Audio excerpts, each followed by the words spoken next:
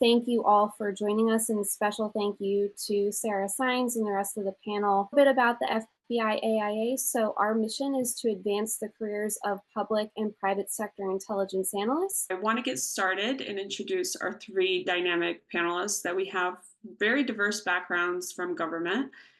We have a former FBI intelligence analyst, Nikki Ruttman, a former FBI special agent, Mike Orlando, and a former CIA case officer, Ben Fowle. One, just start. Don't just like keep making a plan that you're going to start next Tuesday or next month or when other some sort of like a milestone you hit. Just start doing it.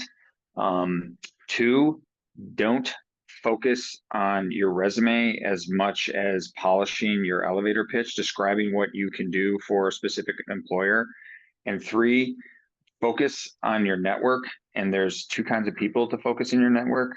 There's what I call a connector and then a trailblazer. A lot of people had told me, the private sector is not necessarily looking for an FBI agent or a CIA case officer. They're looking for, a security professional, and you do have to translate your skills for them. So, for example, most companies, if you're going to do a security-related job, are looking for like a cybersecurity analyst or a threat intelligence person or an insider risk or physical security crisis management. So you've all done these things, but you call it something different. And so you have to look at the language you're using and change the language that you're talking about. So I generally don't say I'm a counterintelligence person. I often talk about that I'm an IP protection person, right? So want to go through, what is the typical interview process like in the private sector? Nikki, we'll start with you. It's long. Just be prepared that it's long. I can't echo Ben enough by saying don't quit. You're going to hear no a lot. I can't even tell you how many times I was down to like the final 2 or 3 people for a job role and heard that, well, we're looking for someone with more private sector experience. And eventually you just find the right fit in the right place.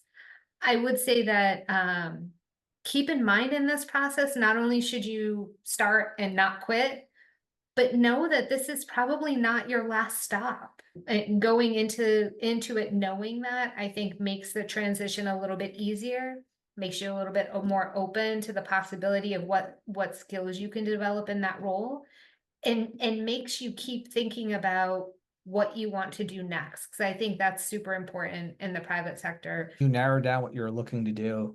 You need to be able to talk to people in that industry, friends or colleagues that are already there, to get a sense of what is pay and compensation like so you can benchmark.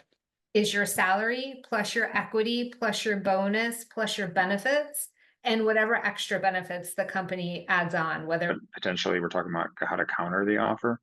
You should always negotiate, and you should always negotiate in a way that is positive, because you are working with that recruiter or hiring manager to solve a problem together. The obvious thing is you're joining a new culture, and you kind of have to figure out the norms of that culture. But in the private sector, if the company you're working for is having a financial struggle or in a financially difficult situation, or the economy isn't doing well, there's uncertainty with that. Pay attention to the quarterly earnings calls, understand what makes the business work, understand what that might mean for you and your space. The best outcome when you're trying to find that next job is somebody that says, I have a perfect opportunity for you and I'm going to connect you with this person to talk about it. That's so much better than every other approach.